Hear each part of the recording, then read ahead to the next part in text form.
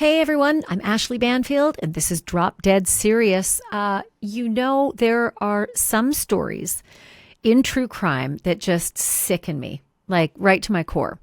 I have a story for you today about a teacher allegedly acting pretty inappropriately with students. And I know you're going to say, stop, I've heard it before, I've heard it a bunch, but I am telling you, I have never heard anything as cringe and as sickening as what this teacher is alleged to have done with not one, not two, not three, four, five, six, or seven, multiple boys, many of them 13. And the husband is kind of involved in the story. You may have heard a headline about a teacher who allegedly bought scream masks and had sex with students wearing the scream masks. And if that's the only story that you've heard, you need to buckle up and get a drink, because this is the story of a former 31-year-old Indiana teacher and mother that's sending shockwaves through her small town community after she was accused of unspeakable crimes involving her own students. Her name is Brittany Fortinberry, and prosecutors say the smiling substitute teacher, the one parents trusted with their kids, wasn't just crossing lines with her students. She was blowing them out of the water, obliterating those lines. Behind the substitute teacher facade, prosecutors say Brittany Fortinberry was living a secret double life, one fueled by manipulation and drugs and deception and threats involving boys as young as 13, and lots of them. She's now facing 47 criminal charges. 47! And by the way, strap in here, because there may well be more charges to come for this woman, because they just keep piling on when the boys keep coming forward. All of this began the way so many of these stories begin, with a teacher getting too close to her students outside of class. But prosecutors say it became something far more sinister with Brittany, involving months and months of manipulation, threats, and finally exploitation. Investigators say Brittany Fortinberry forced her teenage victims to wear ghost face masks like the ones from the movie Scream during group sex encounters. But to understand how it all started and how far it went, we got to rewind to when Brittany Fortinberry first stepped into the classroom. Brittany worked as a substitute teacher for both Martinsville Schools and Eminence High School, two districts where investigators say several of her alleged victims were students in her classes. At first, nothing seemed out of the ordinary. She was actually popular with the students, and she was trusted by the parents. But according to prosecutors, while she was teaching, Ms. Fortinberry was already building inappropriate relationships online and allegedly telling students that she, quote, dreamed of having sex with them, end quote. It all started to unravel on August 22nd of 2024. Remember that date, August 22nd, 2024. That is when officers with the Morgan County Sheriff's Department were notified after two students, aged 17 and 18, came forward with claims that Brittany Fortinberry reportedly sent them, quote, inappropriate messages and videos on Instagram and Snapchat. Those two students were interviewed by detectives, where they both said that their teacher, Ms. Fortinberry, sent images and videos of sex toys, a stripper pole in her home, and nude photos. And sure enough, when detectives eventually searched Brittany Fortinberry's home, they discovered a stripper pole and several adult items matching exactly what the victims had described. When officers questioned her, Brittany Fortinberry reportedly made a stunning comment, saying she regretted ever losing weight because if she were still, quote, 150 pounds heavier, quote, she believed none of this would have happened. I remember that one making headlines, right? A teacher who's being accused of sexual impropriety with students, claiming that, well, if I hadn't lost all this weight, nobody would care. None of this would make headlines. I remember that headline, but I don't remember ever knowing how far this story actually went, how down the rabbit hole these details actually go. At this point, Brittany Fortinberry was immediately suspended, though, from her job at Eminence Community School. But one day later, she all out resigned. And then she was slapped with 2 counts of dissemination of matter harmful to minors based on what the 17-year-old and 18-year-old reported to the police. But the investigation was far from over, because later on in December of 2024, remember, the first complaints came in August of 2024. So now we're already to December, and a grandmother contacts the police with extremely disturbing allegations. According to the grandmother, Ms. Fortinberry allegedly sent nude photos to her grandson when he was just 15 years old. The grandmother also said that Ms. Fortinberry gave her grandson magic mushrooms before having sex with him multiple times in October of 2023. So more than a year prior. The grandmother said she even bought the boy clothes. When that victim was interviewed by detectives, he said that Ms. Fortinberry had contacted him through Snapchat. He said she sent nude pictures, him multiple times, took him on an out-of-town trip, took showers together with him, and drugged him. Not only that, but this victim corroborated claims found in the other investigation, which alleged that she had a stripper pole in her home, along with myriad sex toys and lots of drugs. This boy also told police that he wasn't the only one involved with her. According to the boy, she'd done the same thing to, quote, at least 5, maybe 10 other teenage boys, some of them as young as 13. It didn't take long before police charged her with 3 counts of sexual misconduct with a minor for what the grandmother had reported to the police, along with her grandson. If you're keeping track, this brings Brittany's total charges to 5. But get comfy, because it didn't stop there. There's a lot more ahead. A world of hurt is ahead for Ms. Fortinberry. Like I mentioned at the top of this episode, Brittany Fortinberry was a married teacher and a mother of 1. But her husband, Nicholas Fortinberry, filed for divorce in February of 2025. So let's keep the dates, right? One kid comes out in 2024 and says a year ago, in 2023, October, these things were happening. More kids come out in August of 2024 and say these things were happening. So now Nicholas, in the new year, in 2025, decides to file for divorce from his wife. And if you're like me, you probably thought upon hearing that, poor guy, right? This must have come as such a shock, and obviously must have been such a secret. Not so fast. That husband, Nicholas Fortinberry, allegedly found out about what his wife was up to well before she was ever caught. But Nicholas Fortinberry did nothing about it. Certainly didn't call police and didn't file for divorce. What did he do? Police say he blamed the kids. You heard me. He blamed the kids, and that's not all. I'm going to tell you everything he did to these kids and what he said to these kids, every last threat, in just a moment. But first, as always, I just want to thank you for being a part of this podcast. Atlas and I both are really thrilled that you're here with us. While I bring you these stories on a regular basis, I could not do Drop Dead Serious if it weren't for you and if it weren't for my sponsors. And if you've been here for a while, you know we cover stories that can change lives in an instant. But sometimes preparation can make all the difference. And that is where Medical Guardian comes in, one of my sponsors. Every year, 1 in 4 Americans over 65 experiences a fall, and millions lead to serious injuries. And if you know somebody who's over 65, this is important. Quick access to help is everything. Medical Guardian connects you instantly with 24/7 U.S.-based emergency operators who know your name and your location and your contacts right away. They can dispatch help immediately, even if you can't speak. Their devices work nationwide with 4G, LTE, and Wi-Fi, and optional fall detection can automatically call for help, too. This is not about fear. This is about confidence.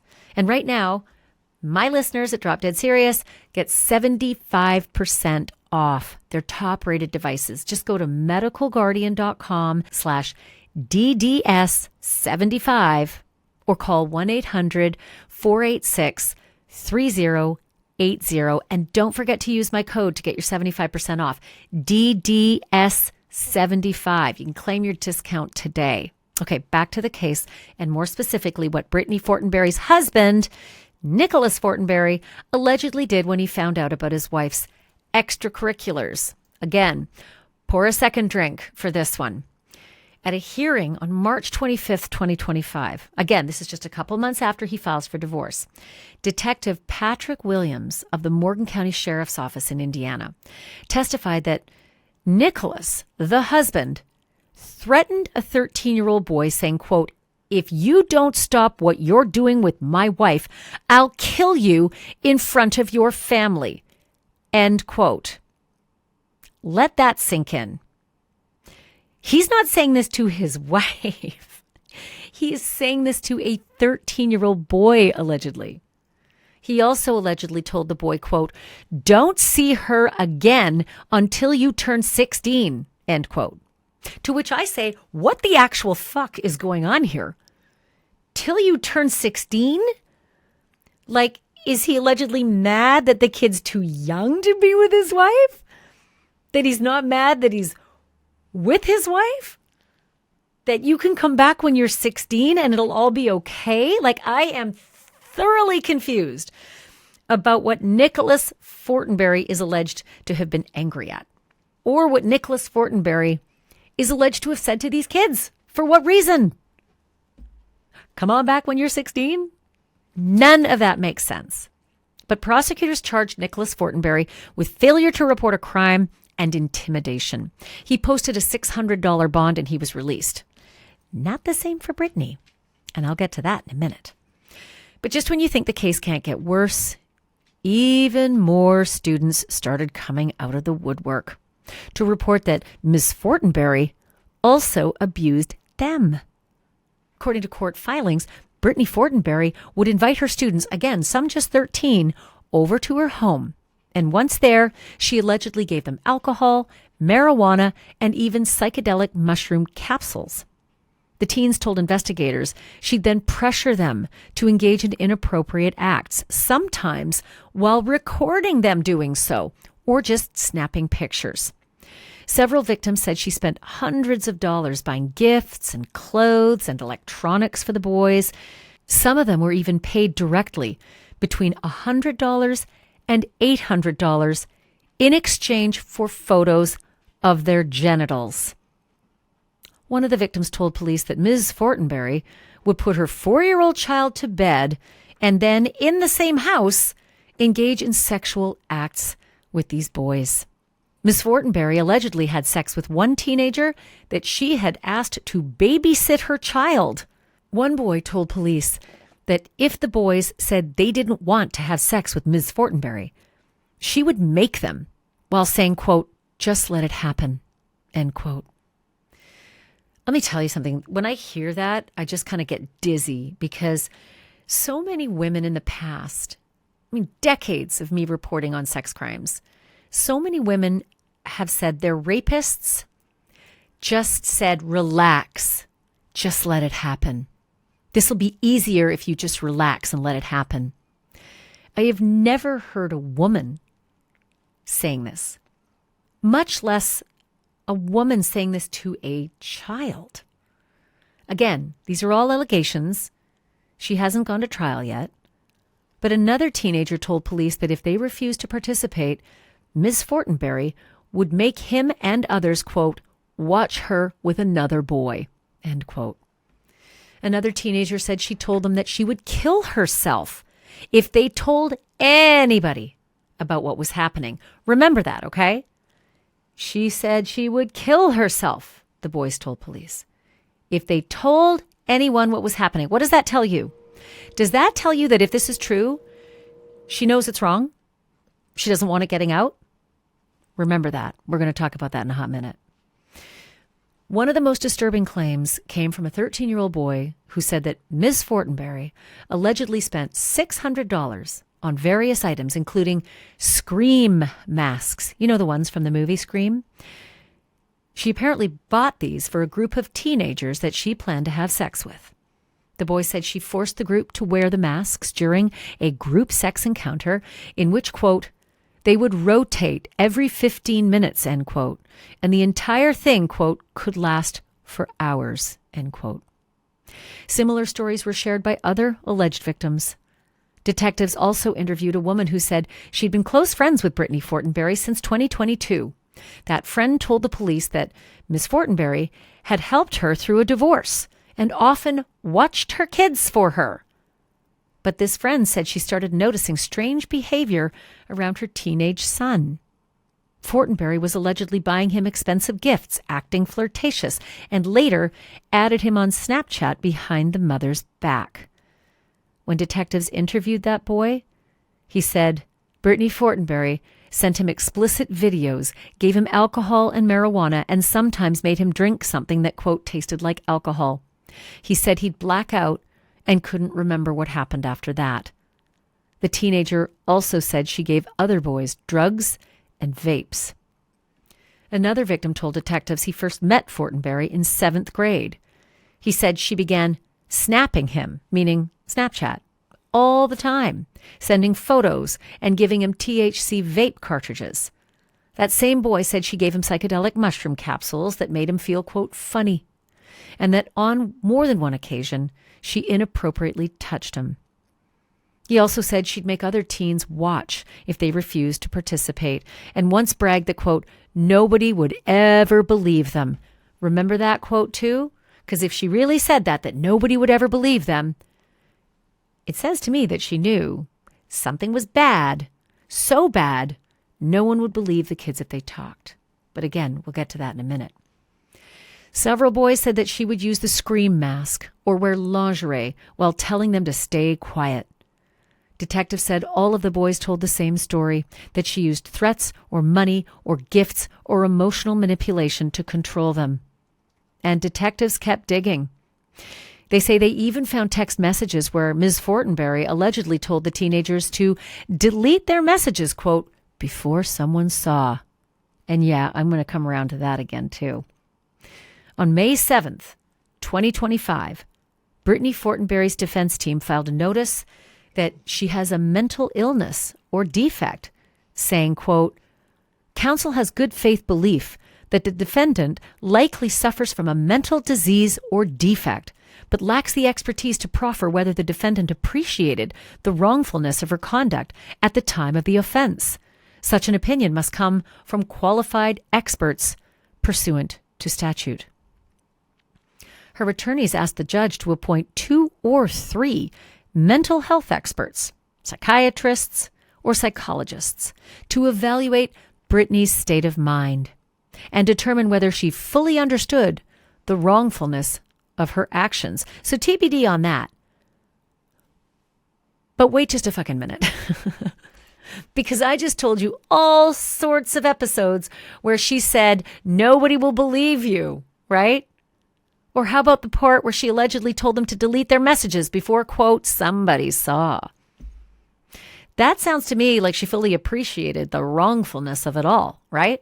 All those moments where she allegedly told these kids, keep quiet, don't tell anybody, that she'd kill herself if anybody found out. That is like evidence that she appreciated that this was wrong, that this behavior was bad. It all comes down to that whole insanity defense, right? Whenever you hear about somebody who kills someone and then claims insanity, you can't claim insanity if you ran away and hid. Because if you ran away and hid, you know right from wrong. And knowing right from wrong means you're not insane according to the law. So I'm a little confused as to what these lawyers are filing, unless through syntax it's hard to understand, but they're trying to suggest she's not competent to even stand trial in the first place. And I'm starting to think that might be it. They're saying that she can't appreciate right from wrong, and she's not competent. She doesn't even understand what's going on, and she can't help us in her defense. Now, that's different. That's something where you say we can't even come into court to mount a defense. We can't even start with a process in court because she's not competent. So I'm waiting to see where this goes, right? But things have been getting much worse for Miss Fortinberry because most recently, on September 25th, 2025, prosecutors in Morgan County filed a new wave of charges, bringing her total, are you ready, to a whopping 47 criminal counts. And the updated counts included several of each of the following: misconduct with a minor, dissemination of material harmful to minors, contributing to the delinquency of a minor, child exploitation, and multiple counts of child solicitation. And get this, that new filing added another alleged victim to the case. This latest victim, another teenage boy, said that at first Miss Fortinberry would just have him over to do drugs and hang out. He told police she would compliment him on his appearance and his strength while doing chores. The boy said that Fortinberry started touching him, and then one night they started having sex in her garage. Afterwards, he told police that Miss Fortinberry went to bed with her husband and that he, the boy, slept in their 4-year-old child's room. I don't know where the 4-year-old child was sleeping, but if it was in the same room, this gets even more filthy. Like the others, the boy also told police that Ms. Fortinberry would give him and other boys drugs and try to buy them gifts. He said he stopped coming over to her house when he realized Miss Fortinberry was having sex with a lot of other teenage boys. That, to me, is so tragic because here you have, if the story's true, a teenage boy who thinks she's being exclusive to him. He thinks he's in a relationship with this teacher, this married teacher who's going to bed with her husband after having sex with him in the garage, allegedly. And when he finds out there's other kids, that's what stops him. Man, she's not exclusive. A whole bunch of other kids are doing this too. I feel like an idiot.